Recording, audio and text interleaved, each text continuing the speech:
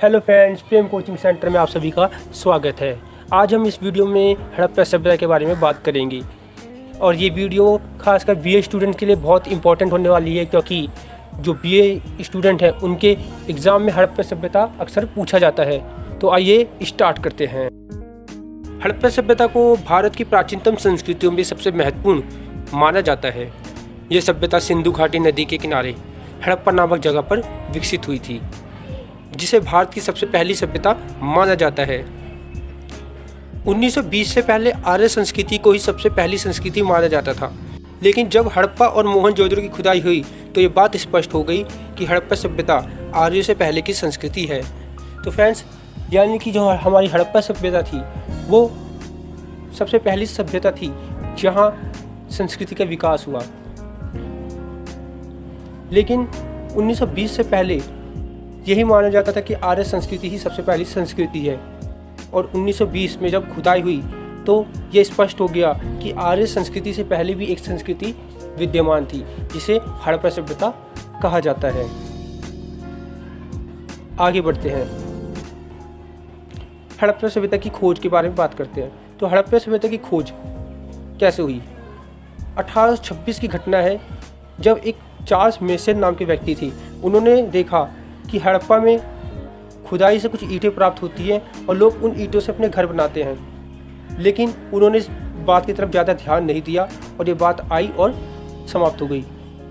फिर आया 1853 से 1856 का समय, जब पूरे भारत में रेलवे लाइन बिछाई जा रही थी। तब कनिंघम के नेतृत्व में कराची से लाहौर के बीच में रेलवे मार्ग बिछाया जा रहा था, और उसके लिए जब खुदाई स्टार्ट हुई तो बर्टन बंधु नाम के दो भाई थे, जिनका ध्यान हड़प्पा की तरफ गया कि उन्होंने देखा कि खुदाई से ईंटें प्राप्त होती है जिसे लोग अपना घर बना रहे हैं, और ये बात उन्होंने कनिंघम को बताई। लेकिन उन्होंने भी इस बात की तरफ ज़्यादा ध्यान नहीं दिया और ये बात भी आई और समाप्त खत्म हो गई। फिर 1921 में दयाराम साहनी ने हड़प्पा की खुदाई का कार्य करवाया, और जब हड़प्पा की खुदाई हुई तो उन्होंने देखा कि खुदाई के नीचे एक पूरा का पूरा शहर बसा हुआ था, और तभी दयाराम साहनी को हड़प्पा के खोजकर्ता के रूप में जाना जाने लगा। इस प्रकार 1921 में दयाराम साहनी ने हड़प्पा सभ्यता की खोज की। ये बात है कि हड़प्पा सभ्यता से संबंधित एक नगर और था जिसे मोहनजोदड़ो कहा जाता है, जिसकी खोज का श्रेय राखलदास बनर्जी को जाता है। 1922 में जिसकी खोज राखलदास बनर्जी ने की। तो यह सभ्यता सिंधु घाटी नदी में तक फैली थी, इसलिए इसका नाम सिंधु घाटी सभ्यता रखा गया। फ्रेंड, ध्यान दीजिएगा कि हड़प्पा सभ्यता को सिंधु घाटी सभ्यता के नाम से भी जाना जाता है। प्रथम बार नगरों के उदय के कारण इसे प्रथम नगरीकरण भी कहा जाता है, कि यही वह सभ्यता है जहाँ से नगरीकरण की शुरुआत हुई थी। और प्रथम बार कांस्य के प्रयोग के कारण इसे कांस्य सभ्यता भी कहा जाता है। ओके फ्रेंड्स, हड़प्पा सभ्यता के समय को लेकर काफ़ी मतभेद पाए जाते हैं, और इसका समय 3500 से 500 ईसा पूर्व माना जाता है। देखिए फ्रेंड्स, हड़प्पा सभ्यता के समय को लेकर वैसे काफ़ी मतभेद पाए जाते हैं, क्योंकि ये सही रूप से नहीं कहा जा सकता कि हड़प्पा सभ्यता का विकास या हड़प्पा सभ्यता कब अस्तित्व में आई। लेकिन पुरातात्विक खोज के अनुसार यह अनुमान लगाया जाता है कि हड़प्पा सभ्यता का समय 3500 से 500 ईसा पूर्व माना जाता है, और सभी पुरातात्विकों ने अपने अनुसंधान के द्वारा, अपनी खोजों के द्वारा अलग अलग निष्कर्ष और अलग अलग समय हड़प्पा के बताए हैं। हड़प्पा सभ्यता सिर्फ सिंधु नदी तक ही सीमित नहीं थी, अपितु यह राजस्थान, सिंधु, काठियावाड़ तथा गंगा के मैदानों तक फैली हुई थी। तो अब बात करते हैं सिंधु घाटी सभ्यता के प्रमुख स्थलों की। ये वह स्थल है जहाँ तक हड़प्पा सभ्यता का विकास हुआ था। तो सबसे पहला है हड़प्पा, जो कि पंजाब और पाकिस्तान में पाई गई। मोहनजोदड़ो पाकिस्तान में के लड़काना जिले में विकसित हुई।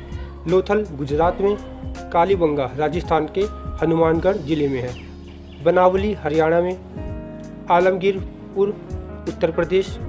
सुतकांगी पाकिस्तान। कोट दीजी सिंधु पाकिस्तान।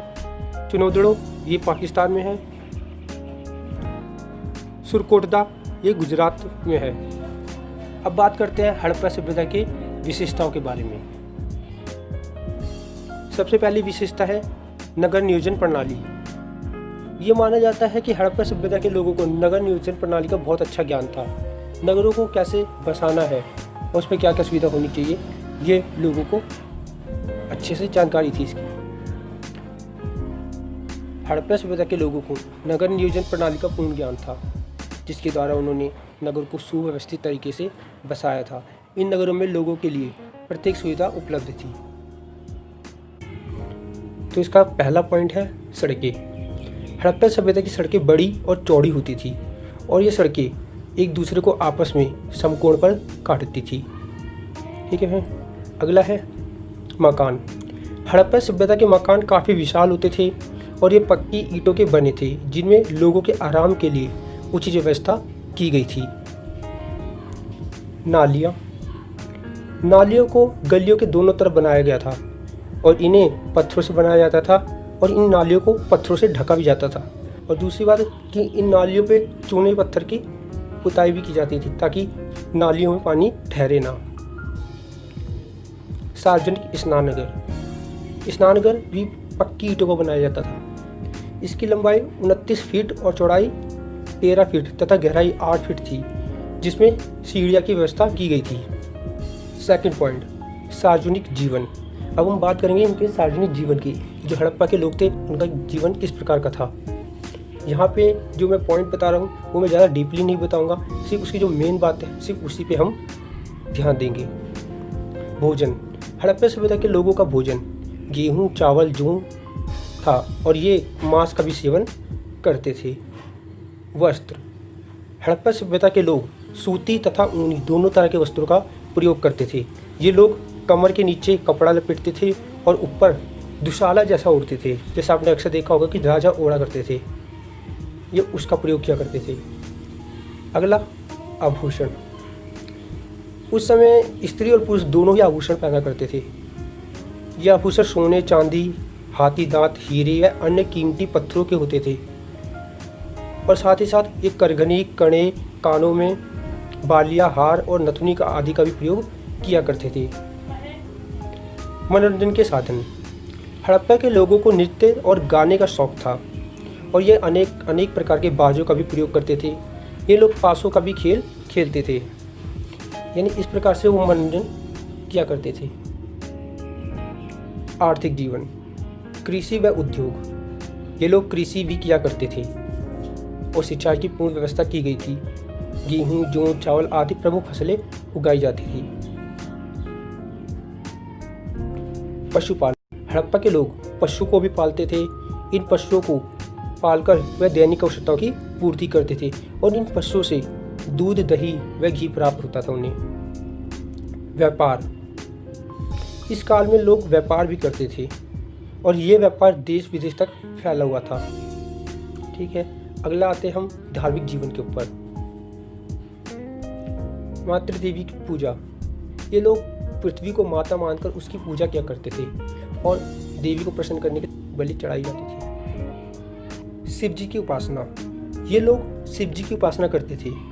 खुदाई में कुछ मोहरें प्राप्त हुई हैं जिस पर एक पुरुष का चित्र बना हुआ है और ये लोग शायद मानते थे ये शिव जी का ही चित्र है जिसकी वो पूजा किया करते थे। प्राकृतिक पूजा। ये लोग प्रकृति की पूजा करते थे। ये जल, पशु, पेड़ों, नदियों की पूजा करते थे। कला। सबसे पहली बात मूर्ति कला। इन लोगों को मूर्ति कला की जानकारी थी। मूर्तियाँ और ये मूर्तियाँ मिट्टी, पत्थर तथा कांसे की बनी होती थी। बर्तन और खिलौने। ये लोग मिट्टी के बर्तन व खिलौने बनाया करते थे और उन्हें भट्टी में पकाया भी जाता था ताकि उन्हें पक्का बनाया जा सके और इन्हें सजाने के लिए वे रंगों का प्रयोग करते थे। चित्रकला। लोग मिट्टी के बर्तन पर चित्रकारी किया करते थे जिसके लिए वे तरह तरह के रंगों का प्रयोग किया करते थे। अब बात करते हैं हड़प्पा सभ्यता के विनाश के कारण कि आखिर हड़प्पा सभ्यता जो एक विकसित सभ्यता थी उसका पतन कैसे हुआ। तो पहला पॉइंट, जलवायु परिवर्तन। देखिए, हड़प्पा सभ्यता के विनाश का सही कारण अभी तक नहीं जाना जा सका है, लेकिन पुरातात्विकों ने की खोज के आधार पर कुछ निष्कर्ष निकाले हैं और माना जाता है कि भौगोलिक परिवर्तन के कारण जलवायु परिवर्तन हुआ, जिससे वहाँ के लोग सहन नहीं कर पाए और इस सभ्यता का अंत हो गया। दूसरा है बाढ़ के कारण। हड़प्पा सभ्यता सिंधु नदी के किनारे बसी हुई थी, जिस कारण जल के स्तर में बढ़ोतरी होने के कारण वहाँ पर बाढ़ का प्रकोप बार बार बना रहता था और जिससे इस सभ्यता का अंत हो गया। अगला भूकंप के कारण। इस सभ्यता के पतन का एक अन्य कारण यह भी माना जाता है कि भूकंप के कारण इस सभ्यता का अंत हुआ होगा, क्योंकि खुदाई में कई अस्थियाँ टूटी हुई अवस्था में प्राप्त हुई हैं, जिसके आधार पर यह माना जाता है कि शायद हड़प्पा सभ्यता में भूकंप अत्यधिक मात्रा में आया होगा, जिस कारण से इस सभ्यता का अंत हो गया। विदेशियों का आक्रमण। कुछ विद्वानों का मानना है कि हड़प्पा सभ्यता के अंत का कारण विदेशियों का बार बार आक्रमण था। माना जाता है कि आर्य जाति के लोगों ने आक्रमण किया होगा, जिससे इस सभ्यता का अंत हो गया। तो इस प्रकार से हड़प्पा सभ्यता के अंत के ये कुछ कारण हैं। तो आई होप कि आपको हड़प्पा सभ्यता अच्छे से समझ आ गया होगा, अच्छे से क्लियर हो गया होगा। अगर आपको कोई डाउट है तो आप कमेंट करके पूछ सकते हैं। आई होप आपको ये वीडियो बहुत पसंद आया होगा। अगर आप ऐसे ही और वीडियो देखना चाहते हैं तो आप हमारे चैनल को सब्सक्राइब कीजिए, शेयर कीजिए और लाइक कीजिए और बेल आइकन को दबाना ना भूलिएगा, ताकि आने वाली वीडियो के नोटिफिकेशन आपको मिलते रहे।